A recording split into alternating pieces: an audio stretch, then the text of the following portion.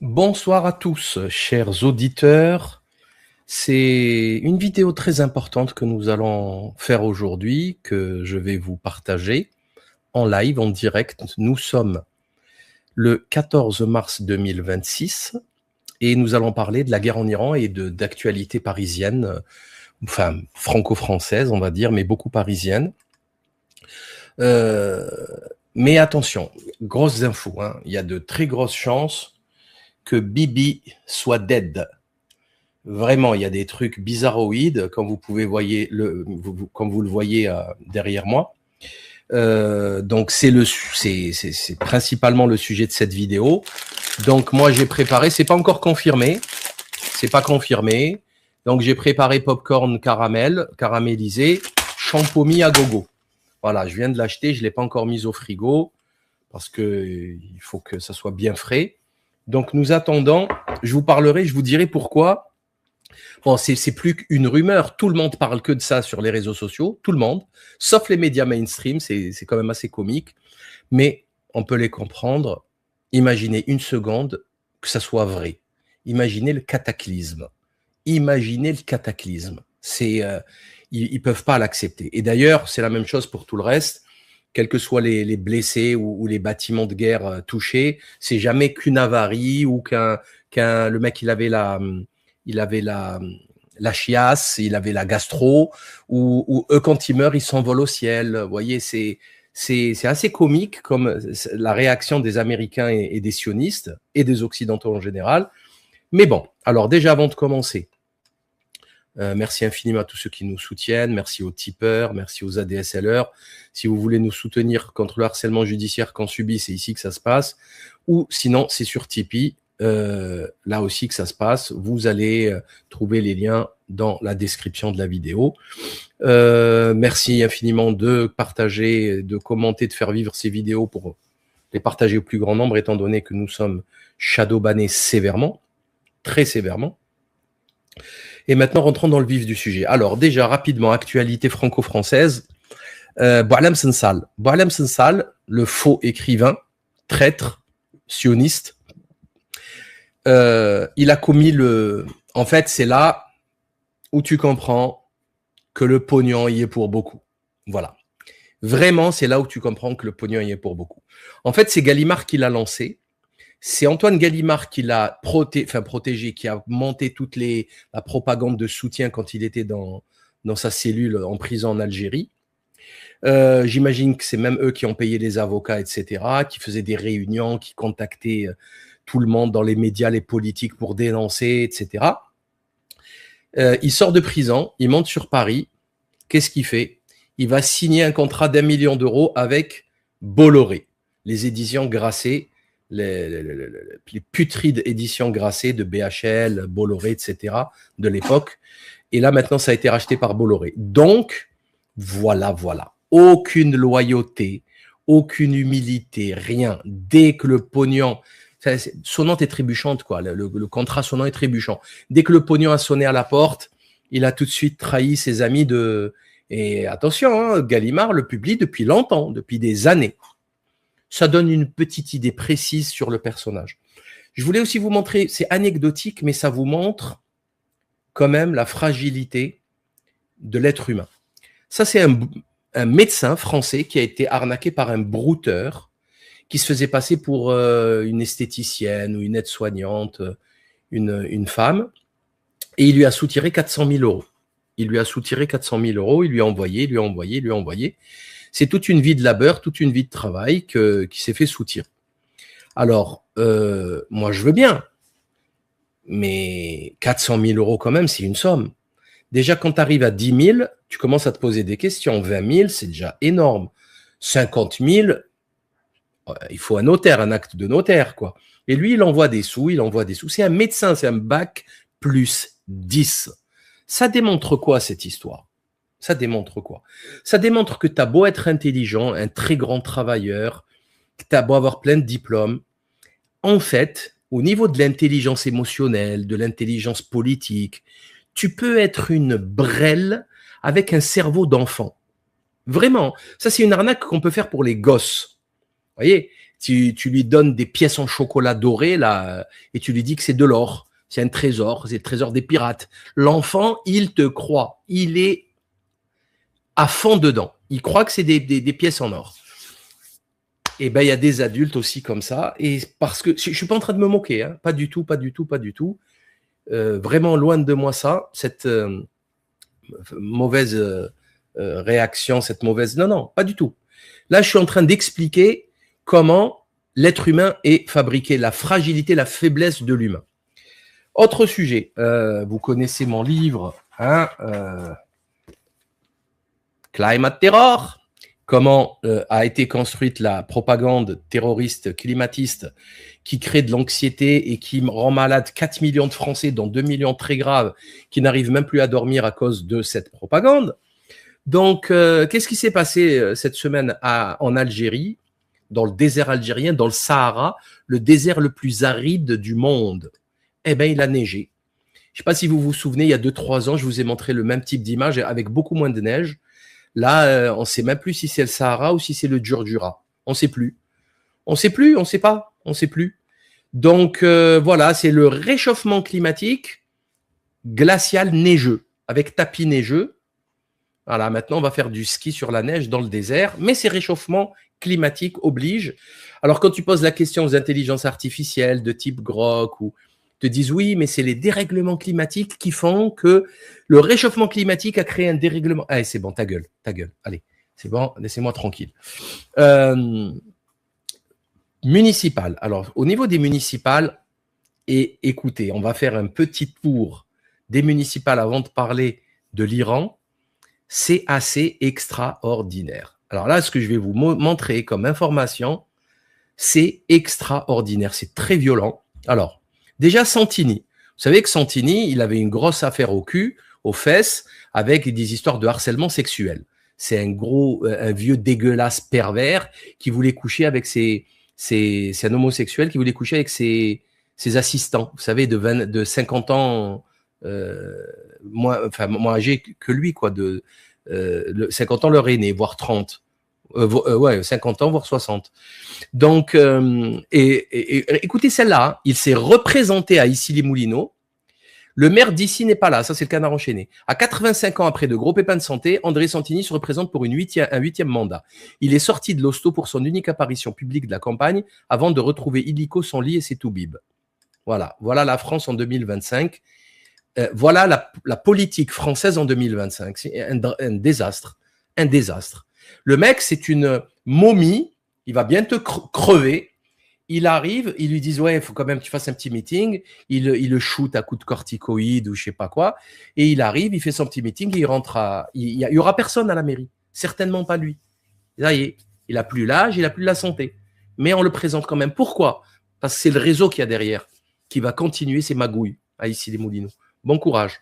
Alors, concernant Rachida Dati, c'est exceptionnel. Elle a refusé tous les débats possibles. Pourquoi, à votre avis? Ben, c'est simple, parce qu'elle a trop de casseroles aux fesses. Mais il y en a trop, c'est insupportable. Rachida Dati, c'est une batterie de cuisine. C'est une batterie de cuisine de chef de cuisine, hein, 3 étoiles. 2000 casseroles. Alors, les déclarations de bijoux, la corruption avec Renault, Carlos Ghosn, enfin, il y a plein d'affaires aux fesses. Elle va passer en justice en septembre, mais elle maintient sa candidature et elle refuse, bien entendu, tout débat. Pourquoi, à votre avis? Ben parce qu'elle ne peut pas, parce qu'ils vont lui sortir toutes ses casseroles, toutes ses affaires. Ils vont la détruire. C'est hallucinant de vulgarité. Alors, j'espère qu'elle va perdre, bien entendu, et que Santini aussi va perdre. Mais les deux plus grosses les satisfactions que je puisse avoir demain, c'est que Édouard Philippe perde, et parce que ce type est détestable au plus haut point. Hein, c'est un vaurien comme c'est pas permis d'être aussi minable. Il a ruiné la France autant qu'il était avec Macron. Dès qu'il a quitté le gouvernement, il tape à bras raccourcis sur Macron comme si on allait oublier qui il était. Il a détruit la France avec le Covid. Bref. Et tout le reste, et il est en difficulté, et j'espère que sur place, ils vont voter pour le camp adverse, juste pour le faire perdre, juste pour Popcorn. Je pense que demain, c'est sur Popcorn. Sur Popcorn, il y aura du Popcorn demain. Maintenant, venons-en à Paris. Alors, Paris, Emmanuel Grégoire, il est empêtré dans une histoire de malade, de pédocriminel à la mairie de Paris. Alors, le 16 février, il a dit ouais, j'aurais dû faire plus. Le 12 mars, il leur a dit non, je ne m'occupais pas de cette fonction. Vous allez pouvoir trouver sur le site lelibrepenseur.org un article. Il y a des articles quasiment sur tous ces sujets dont je parle, hein, qui parlent d'Emmanuel Grégoire. Ça fait 6 ans qu'il est en poste à la mairie où il aurait pu... En fait, ils sont en poste et on se rend compte que dans le périscolaire municipal parisien, il y a des écoles où il y a 9 pédocriminels qui se cooptent entre eux pour violer des gamins. Pire que ça, il y a des parents d'élèves qui sont rentrés le voir pour lui demander des comptes. Il les a engueulés. Il leur a dit, mais vous allez voir, votez pour moi, je vais m'en débarrasser.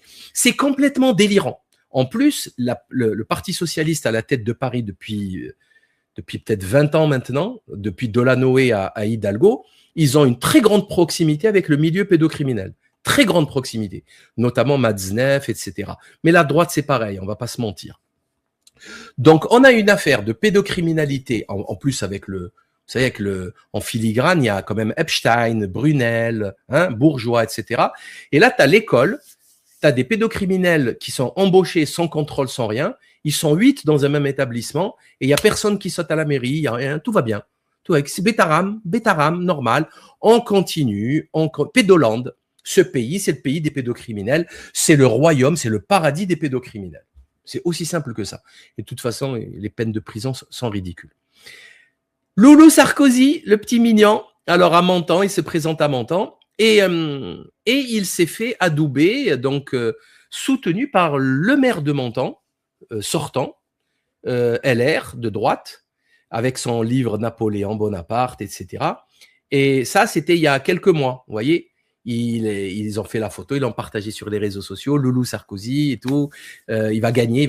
Et en fait, il s'est avéré que ce maire de Menton, il s'est pris 1 an de prison pour détournement d'argent public dans des affaires de BTP, de la marina de Menton, voilà, c'est tout. Bracelet électronique, j'imagine. Donc, Louis Sarkozy, il a autour de lui autant des détenus qu'un directeur de prison, en fait, qu'un maton. Voilà. Je sais pas, tonton Guéant, il est prison, tonton Hortefeux, prison, papa, prison, bientôt maman, prison, enfin maman, belle maman, prison. Là, c'est même le maire, même il va à Menton, il quitte Paris, il va à Menton, prison. Allez, c'est parti pour un tour. C'est hallucinant. Ensuite, l'affaire détonnante, explosive, c'est quand même Estrosi. Estrosi, c'est de la science-fiction. Là, en fait, vous le voyez à gauche, devant chez lui, ils ont mis une tête de cochon avec l'étoile de David sur son front et écrit dessus connard. Ok ? Lui, il a posté ça sur les réseaux sociaux en expliquant que c'était antisémite, horrible, blabla, etc. Et en fait, les policiers, les fins limiers de la police nationale, ils ont trouvé le coupable et le coupable, c'est l'associé de sa femme, Laura Tenouji. C'est elle, la sioniste d'origine juive, qui a fait faire l'irréparable à Estrosi avec les drapeaux israéliens sur le fronton de la mairie, l'interdiction des manifestations pro-palestiniennes, pro-Gaza, avec des déclarations folles. Hein, je vais vous rappeler cette déclaration quand même d'Estrosi qui est d'une extrême gravité. J'ai fait dresser le drapeau israélien sur la façade de la mairie de Nice et nous ne le descendrons que le jour où nous aurons gagné la guerre. Ouais, bon, voilà ce qu'a fait ce monsieur. Il se faisait à chaque fois attaquer en justice pour abus de droit avec le préfet des Alpes-Maritimes. Il perdait, et c'est les abrutis de contribuables niçois qui payent les frais des avocats. Donc, la justice lui a fait ordonner de descendre les drapeaux. Il les a descendus après 2 ans. Soutien total du génocide. Et là, il a eu le culot de faire des vidéos et de s'excuser auprès de la communauté musulmane dans les quartiers où il y a beaucoup de Maghrébins, les quartiers pauvres de Nice. Et parmi ces Maghrébins qui avaient autour, il y en a qui applaudissaient « Que Dieu vous anéantisse ». que Dieu vous a, en ce période de Ramadan, que Dieu vous fasse la honte de vos vies, vous brise le dos, vous anéantisse. Voilà, c'est tout ce que j'ai à dire. Vous êtes une honte. Humainement, vous êtes une honte. Vous ne valez rien. Rien. Voilà. Mais bon, mis à part ces gens, cette médiocrité, c'est pour ça que voilà, c'est pour ça qu'on vit dans une société pareille. Hein. La médiocrité est à son climax. Et excusez-moi une seconde.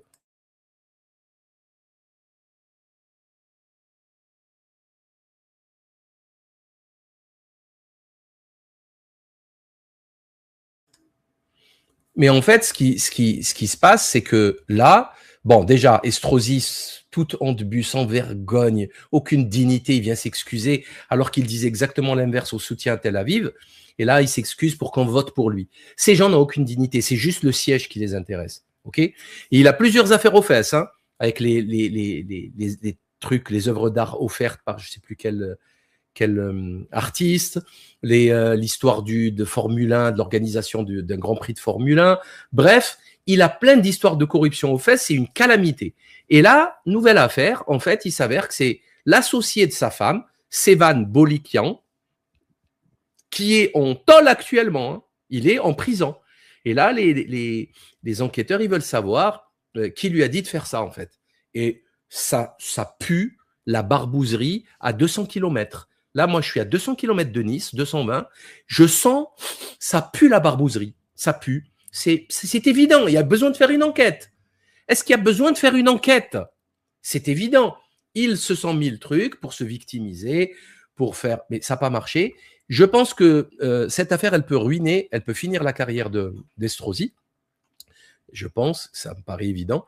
Et en fait, il finira dans les poubelles de l'histoire, comme lui, comme Benyamin Netanyahou et toute la racaille politique. Très, très bonne surprise du côté de Montpellier. Apparemment, Rémi Gaillard est en train de faire vraiment un sale coup à la racaille locale. Alors, je rappelle qu'il est candidat. Il a fait des débats qui ont fait le buzz sur Internet. Et le moment d'envoyer sa profession de foi par la poste à tous les électeurs de Montpellier, le parti de la Fosse, je crois, le maire actuel, il a déposé plainte parce qu'une question de couleur. Tribunal administratif, il gagne. Et apparemment, les professions de foi n'ont pas été envoyées. Donc déjà, ça peut annuler le scrutin, c'est très, très grave. Mais ça vous donne une idée des magouilles locales, de cette racaille politique installée en France depuis des décennies.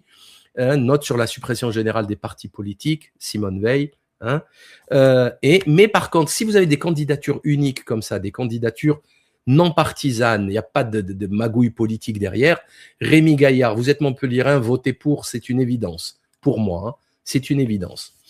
Maintenant, venons-en ah oui, non, ouais. Attendez, une petite dernière. C'est en lien direct avec l'Iran, mais celle-là, moi, j'ai eu mal à la tête. Sincèrement, j'ai eu mal à la tête. C'est quotidien. Il y a un black qui fait un chroniqueur qui allait poser des questions à l'Union européenne, à des députés à Bruxelles, pardon, les Belges. Coucou les Belges. Il leur a posé la question, il leur a montré une carte, comme pour les enfants, une carte du Moyen-Orient. C'est où l'Iran? Hein? Vous parlez de l'Iran, vous condamnez, vous votez des lois et tout, vous devez savoir où c'est l'Iran. Eh bien, le ministre délégué chargé de l'Europe, Benjamin Haddad, ne savait pas. Il a su où était le détroit d'Ormuz, mais il ne savait pas où était l'Iran. Mais pire, Rafovitch, apparemment, je ne sais pas si elle est en lien avec un lien familial avec l'autre Olivier Rafovitch, le porte-parole de l'armée génocidaire. Elle lui a montré la Bulgarie ou la Hongrie. Voilà. À 2000 km de l'Iran. C'est hallucinant. Et lui, c'est quand même le ministre. Un ministre français. OK ? On est en pleine guerre mondiale, là. On est en guerre grave. Normalement, il sait où est l'Iran. Normalement, il sait quelles sont les grandes villes d'Iran. Combien il y a d'habitants? 50, 92, je sais pas. La surface de l'Iran, le PIB de l'Iran, l'évolution du PIB de l'Iran, bien sûr la langue, la religion, il doit tout savoir. C'est son job. C'est son job de tout savoir. En plus, c'est un ultrationniste, donc il devrait être intéressé, inquiété par l'Iran. Même pas. La médiocrité de nos élites politiques n'a pas d'égal. N'a pas d'égal. Il n'y a pas de médiocrité, même dans toute l'Afrique. En Asie, il n'y a pas cette médiocrité. C'est extraordinaire. Et vous allez voir avec Trump, c'est encore spectaculaire. Alors, avant de parler de l'Iran, je vais attaquer le sujet puisqu'on va parler de Trump. Vous connaissez cette photo. Ça, c'est face au défilé Victoria's Secret. Là, vous allez retrouver également dans le site lelipenseur.org un article sur cette photo. Donc ici, vous avez un Émirati, un sultan émirati, vous avez Epstein, vous avez Les Wexner, le milliardaire, vous avez Carcasse, un autre milliardaire. C'est tous des sionistes, bien entendu, tous des agents du Mossad, sauf la petite racaille, l'arabe du Moyen-Orient, mais bon. Et regardez, il ne se cache pas. Ça, c'est après la condamnation d'Epstein pour corruption de mineurs, prostitution, etc. Il ne se cache pas. C'est en 2004 ou 2005, je crois. Normal. Voilà. Et qu'est-ce qu'on trouve actuellement sur les réseaux sociaux, les amis? Mais ça tourne, mais sévère. Hein? From prostitute to first lady, the untold story of Melania. Melania. Tout le monde sait aujourd'hui que Donald Trump s'est marié avec une des prostituées de Epstein. Ça, c'est factuel. C'est dans les documents, c'est factuel. Voilà. Non seulement, excusez la vulgarité, mais Trump est la prostituée de Tel Aviv, clairement. Et là aussi, je vais vous montrer d'autres mèmes qui circulent hein, sur les réseaux sociaux en grand nombre. Donc, et il s'est marié avec la prostituée factuelle, prostituée sexuelle d'Epstein. Et il y a des gens qui continuent à soutenir Trump. Bon, il faut choisir dans la vie. Hein, voilà. J'ai rien contre les prostituées, mais c'est quand même très, très, très grave d'être une prostituée. C'est une humiliation, c'est une indignité totale. On vend son corps, ça devrait être interdit. Après, c'est la société qui impose la prostitution. C'est la misère. Hein. C'est une mauvaise gestion des affaires sociales, en fait. Hein. Mais il y en a qui se prostituent pour le gros pognon, pour acheter des sacs Hermès, parce qu'elles ont perdu toute dignité, tout honneur, et on ne peut pas se marier avec des femmes comme ça, c'est pas possible. C'est juste pas possible. On ne peut pas faire des gosses avec des sacs poubelles. Comme Melania Trump, qui non, elle n'est même pas dans la prostitution, Melania Trump. Elle a été gérée par un pédocriminel avec un très gros réseau de chantage, de blackmailing, etc. C'est gravissime au plus haut point. Mais voilà, c'est la femme de Trump. Alors, concernant la guerre, concernant Netanyahou, je ne sais pas si vous avez vu sa dernière vidéo dans laquelle il disait le plus calmement du monde. C'est sa dernière vidéo il y a 3 jours, hein, même pas, 2-3 jours. Donc, Netanyahou nous expliquait « Nous tiendrons jusqu'au retour du Mashiach. Nous tiendrons jusqu'au retour du Mashiach. Ce type est taré, prend ses délires pour la réalité et plonge le monde dans le chaos. Avec la complicité des élites occidentales serviles sur lesquelles il s'essuie les pieds tels des serpillères. » Donc, cette vidéo, le problème, c'est que à un moment donné, on voyait qu'il y avait des petits décalages de son, et à un moment donné, il y avait 6 doigts ou des doigts avec des longueurs bizarroïdes. Et tout le monde a commencé à dire, mais attendez, c'est de l'IA cette affaire. C'est de l'IA. Et ça fait des jours et des jours, ça fait plus d'une semaine où il n'est pas apparu. Netanyahou n'est pas apparu depuis 6-7 jours. Dans aucun média. Alors, une rumeur de son décès, Bibi's dead, commence à courir. Mais là, c'est depuis hier, déjà hier c'était chaud, mais là ce matin, c'est exceptionnel. Tout le monde parle que de ça. Regardez George Galloway, ce qu'il va dire. S'il est mort, qui dirige les États-Unis actuellement?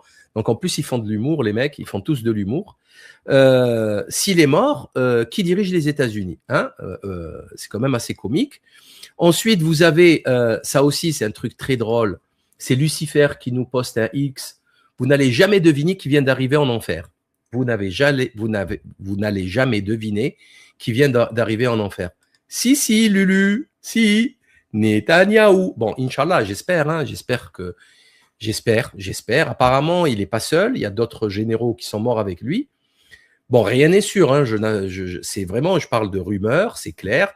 Il n'y a rien de confirmé. Mais est-ce que vous imaginez une seconde dans vos vies de terriens que la propagande occidentale va le dire?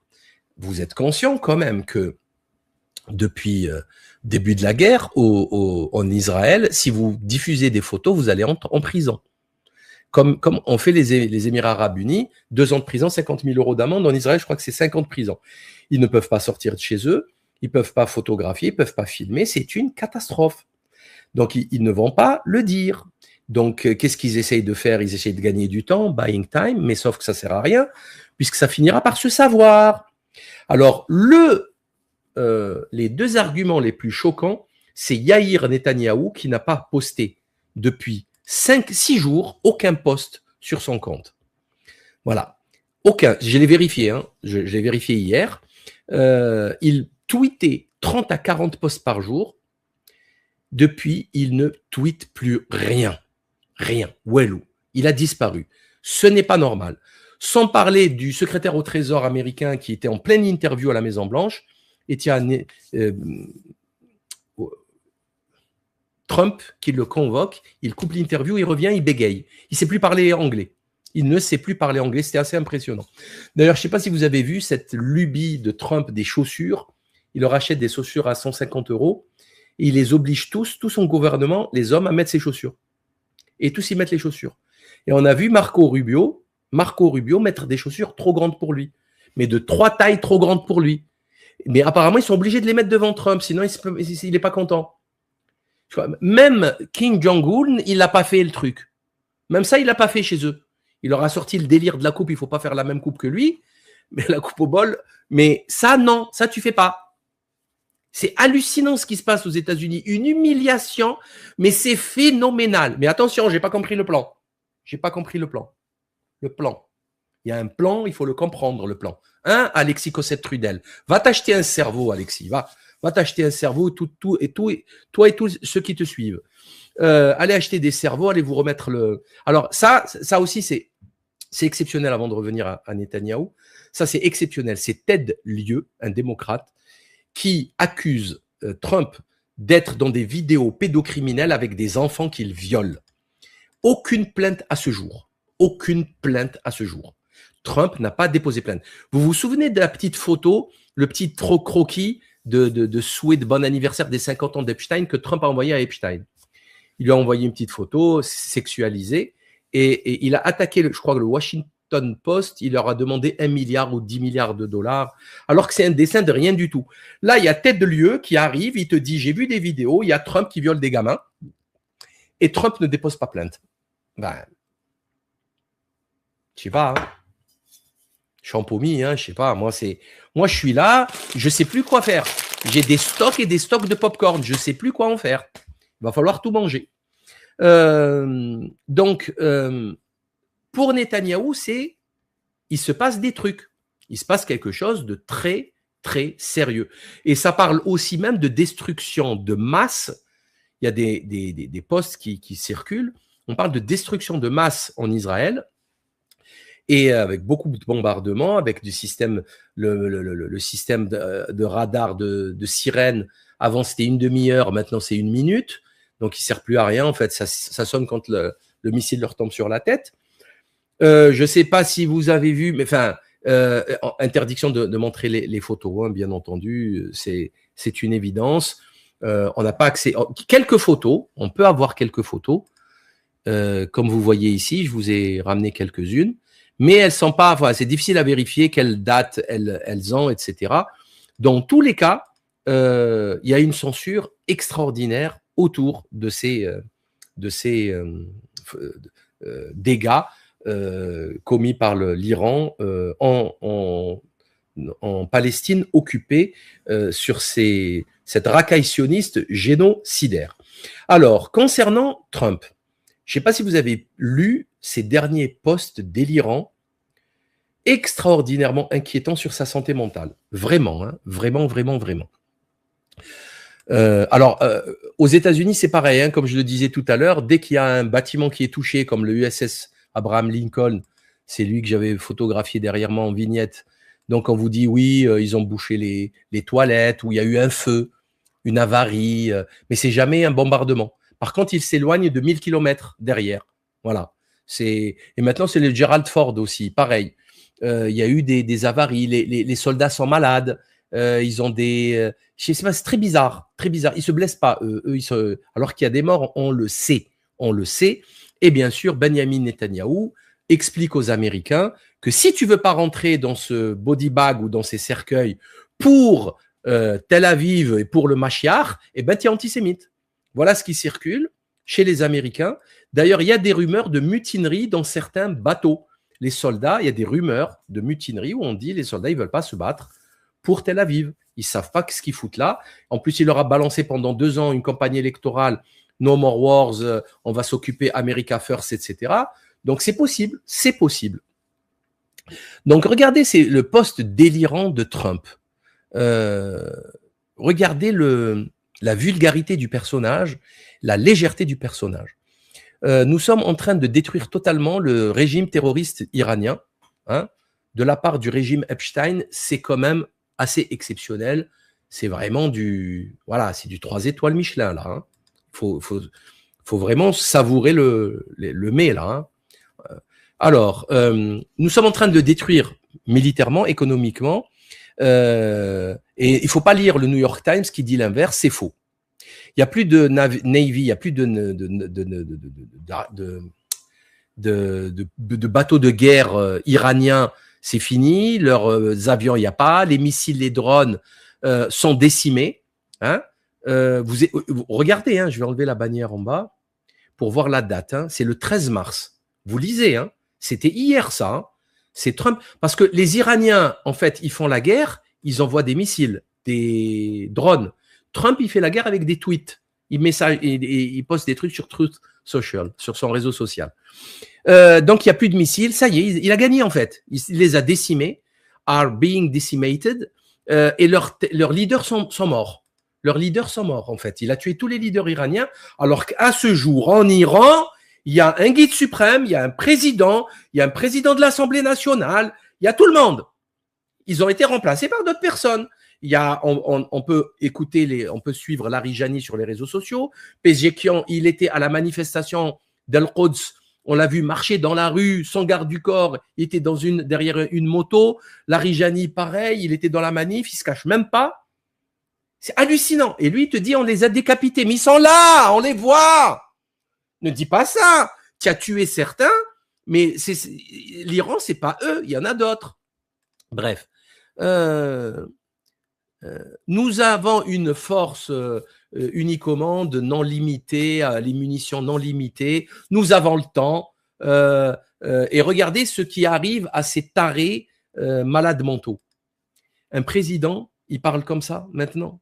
C'est un alcoolique, c'est un pochetron de bar qui est vulgaire comme ça. Là, normalement, on ne parle pas comme ça, c'est pas sérieux. Vraiment, le cow-boy, c'est le cow-boy sale qui ne s'est pas lavé depuis 15 jours et qui rentre dans le saloon et qui va aller se prendre Mélania à l'étage. C'est ça, Trump. Un gros porc. Ah, il me dégoûte.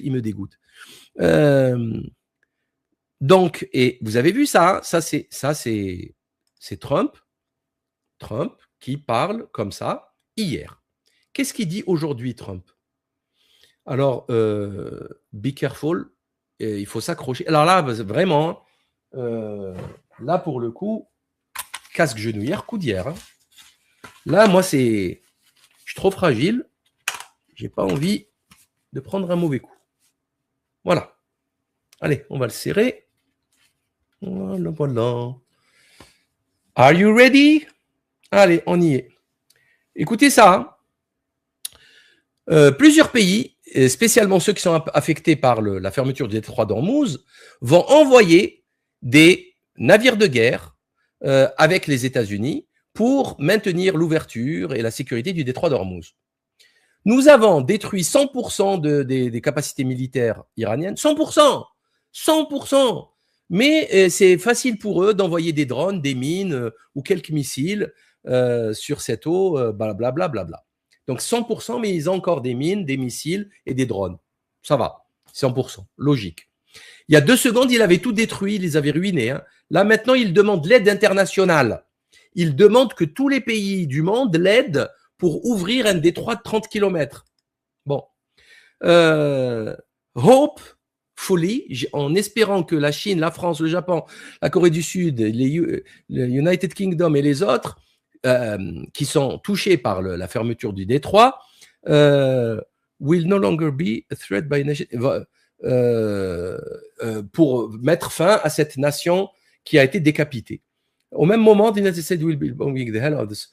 Alors, au même moment, on va continuer à les bomber, les bateaux, etc. D'une façon ou d'une autre, we will soon get. D'une façon ou d'une autre, nous allons réouvrir le détroit d'Ormuz. Sauf que, en fait, moi, si j'étais iranien, je m'occuperais que du détroit d'Ormuz, des GAFAM. D'ailleurs, ils le font. Là, ils ont menacé. L'Iran menace les GAFAM. Voilà.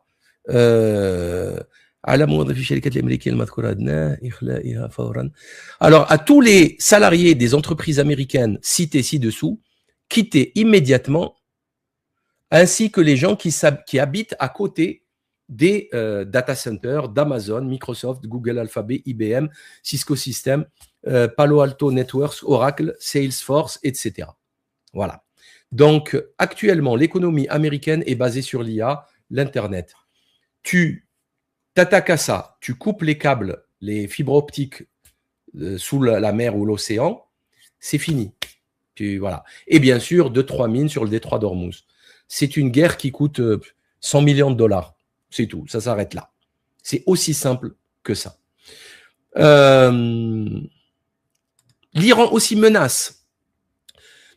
Alors, il demande aux populations arabes avoisinantes de leur donner les adresses des habitations des soldats américains qui travaillent là-bas et qui sont expatriés sur place pour pouvoir les bombarder. Voilà. Et vous vous doutez bien que ça peut fonctionner, ça. Hein. Vous vous doutez bien que ça peut fonctionner. Les populations arabes, elles ne sont pas obéissantes aux traîtres qui les dirigent. Larijani, alors concernant la menace de Trump de s'attaquer aux centrales électriques iraniennes, ce qui est un crime de guerre, puisqu'il touche aux civils. Qu'est-ce qu'il lui dit Larijani? Eh bien, s'ils font ça, toute la région sera plongée dans le noir en moins d'une demi-heure et l'obscurité offre une occasion idéale pour traquer les militaires américains qui fuient pour se mettre à l'abri. Voilà. C'est aussi simple que ça. Et c'est un crime de guerre. Hein. C'est-à-dire que Trump, il assassine des dirigeants. C'est quand même comique. Hein. Bon, pour lui, il y a la peine de mort aux États-Unis. Mais les Occidentaux qui ont banni la peine de mort et qui autorisent l'assassinat de dirigeants en pleine négociation, ça, c'est quand même un haut level c'est du haut niveau d'hypocrisie. C'est assez exceptionnel. Assez exceptionnel. D'ailleurs, regardez oh là, ça c'est Caroline Leavitt. Écoutez ce qu'elle a posté. Caroline Leavitt a dit le plus calmement du monde, il n'y a jamais eu une telle menace iranienne sur notre territoire, and it never did. Et elle n'a jamais existé. Ok ? Il n'y a jamais eu de menace iranienne aux États-Unis. Pourtant, Trump, je l'ai écouté moi de mes yeux, il a dit exactement l'inverse. Il a dit que Jared, que Pete Hegseth et que Pete Hegseth, on dirait un cocaïnomane. Vous avez vu Pete Hegseth? Pete Hegseth, c'est la gueule. C'est vraiment, c'est ce qui me fait penser à ça. Le quarterback américain, cocaïné, qui sort avec la plus belle cheerleader et qui fait sa carrière comme ça et qui est zéro à la fac. Il est bon, il a des bourses d'études juste parce qu'il est bon au sport. C'est ça, Pete Hegseth. Ça se voit qu'il est fou, ça se voit qu'il est taré. Il n'est pas fini dans sa tête. Et donc, ils lui ont dit, oui, il faut attaquer parce que l'Iran va nous attaquer, ils sont dangereux, etc. Et là, tu as la porte-parole qui dit, non, ils n'ont jamais présenté de menace. Pourquoi? Parce que la CIA, les services de renseignement américains, lui ont dit à Trump, il ne représente pas de menace. L'Iran ne représente pas de menace pour l'Amérique. Voilà. Ça, c'est encore un nouveau mensonge lamentable de ces psychopathes, ces malades mentaux. Donc, concernant l'Abraham Lincoln, ça, c'est le Jazeera. Ça, c'est Al Jazeera. Donc, c'est quand même un canal officiel. Les gardes révolutionnaires. Le porte-avions Abraham Lincoln a subi des dommages importants après avoir été la cible de missiles et de drones. Le porte-avions américain Abraham Lincoln se retire actuellement vers l'Amérique après avoir été pris pour cible. Ça, les amis, c'est facile à contrôler. C'est très simple. C'est très simple à vérifier. Déjà, tu le suis sur les cartes avec son transpondeur, ou sinon, les services de l'armée française peuvent le savoir, et d'autres armées, d'autres satellites. Pourquoi ils n'en parlent pas? Pourquoi ils n'en parlent pas? C'est quand même important, parce que c'est l'info du siècle. C'est l'info du siècle. Si un porte-avions à 13 milliards se fait couler en 2 secondes, c'est fini l'hégémonie américaine. C'est terminé. Est-ce que vous êtes au courant pour la proposition des Iraniens à laisser passer tous ceux qui envoient des supertankers de pétrole s'ils payent en yuan? S'ils payent en yuan, monnaie chinoise. On assiste à une dédollarisation de l'économie mondiale. On assiste à l'effondrement de la suprématie militaire, du terrorisme, de l'hyperpuissance militaire américaine, et maintenant la dédollarisation. C'est assez exceptionnel ce que nous vivons. Bien sûr, avec les conséquences désastreuses de la fermeture du détroit d'Ormuz. Les États du Golfe perdent 15 milliards depuis le début de la guerre. 15 milliards de dollars, les amis. Vous connaissez le détroit d'Ormuz? Le Qatar, les trucs, ils sont tous de l'autre côté pour envoyer les Émirats. Ils sont obligés de passer par là. Et il n'y a pas que le pétrole, il y a le gaz. Il n'y a pas que le gaz, il y a les engrais. Il y a les engrais. Mais c'est hyper important, les engrais azotés, etc. C'est hyper important. C'est plus des matières premières, autres matières premières. C'est chaud bouillant, chaud patate. On ne peut pas fermer ce truc. L'économie mondiale va s'effondrer et ça va toucher tous vos portefeuilles, je vous le dis tout de suite. Réveillez-vous, wake up. Ensuite, oui, l'efficacité des attaques iraniennes. Je ne sais pas si vous êtes au courant, mais il y a 5, ça c'est vérifié, hein, il y a 5 avions ravitailleurs américains anciens modèles qui ont été détruits. Je crois que c'était en Arabie Saoudite ou aux Émirats. Voilà. 5 avions ravitailleurs. Voilà, il y en a pour quelques centaines de millions de dollars à la poubelle. Je ne sais pas si vous avez vu celle-là aussi. Personne n'a fait plus avec moins que les Iraniens, a déclaré un ancien chef d'état-major d'un centre de commandement des forces spéciales américaines. C'est le Financial Times, hein. C'est pas moi. Laissez-moi tranquille, je n'y suis pour rien. Vous le savez. Vous le savez. Financial Times publie qu'ils ont fait de très gros dégâts avec pas grand-chose, avec des petits moyens, alors que les autres, ils ont envoyé en 10 jours ce qui n'a pas été envoyé en Ukraine en 3 ans. Voilà. C'est aussi simple que ça. Ça, c'est quand même intéressant. Il y a aussi il y a eu des images, je ne sais pas si vous avez vu ça, il y a eu des images de camions gonflables, d'avions de chasse dessinés au sol en 3D, peinturlurés au sol en 3D, pour faire croire qu'en fait, c'est du matériel militaire, parce que d'un satellite, tu ne peux pas le voir. Et en fait, ça coûte 100 balles, ça. Hein. Tu n'achètes même pas ça 100 balles en Chine. Hein. Tu peux même les fabriquer toi-même. Et ça, s'ils font ça, c'est une ruse spectaculaire. Par contre, je ne sais pas si vous avez vu ce message, c'est bien, mais pour tremper vraiment l'armée israélienne, il faudrait une école ou un hôpital gonflable. C'est vrai, ça c'est juste. L'armée israélienne ou un cimetière gonflable. Voilà, un cimetière gonflable, une école gonflable, un hôpital gonflable, une mosquée gonflable aussi. Ils adorent les mosquées. Et ouais, ils adorent. Bande de dégénérés. Et dernier truc, je ne sais pas si vous avez vu ça, on nous explique que les Américains ont envoyé 2500 marines pour aller prendre l'île de Kharg. Je ne sais pas comment ça se prononce. Kharg. C'est l'île plus importante qui a des réserves de je ne sais plus quel matériau, bref. Et regardez l'Iran Military Monitor, ce qu'il répond à Trump. L'île de Kharg n'est pas l'île d'Epstein. Ici, quel que soit le crime que vous commettez, vous serez puni. Je ne sais pas si vous vous rendez compte le délire, en fait. Ils ont posté des photos de missiles où c'est écrit en mémoire des victimes d'Epstein, des enfants victimes d'Epstein. Vous vous rendez compte le délire ou pas? C'est-à-dire, nous avons les violeurs d'enfants du régime Epstein américano-sioniste qui a tué les enfants de Gaza et qui tue maintenant les enfants libanais.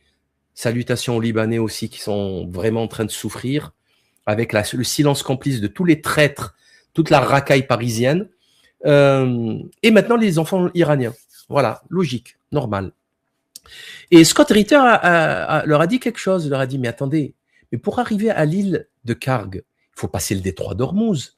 Mais le détroit d'Ormuz, il est fermé, bande de teubés. Il n'y a même pas besoin de le fermer, le détroit d'Ormuz. Il suffit juste de menacer et de temps en temps, petite escarmouche. Les assureurs ne veulent plus assurer, il n'y a plus de déplacement. Ça y est, le business est fermé, terminé. C'est une guerre économique. On n'a plus besoin de faire de guerre militaire là. C'est une guerre économique. Ça suffit, la guerre économique suffit pour mettre à genoux ces racailles.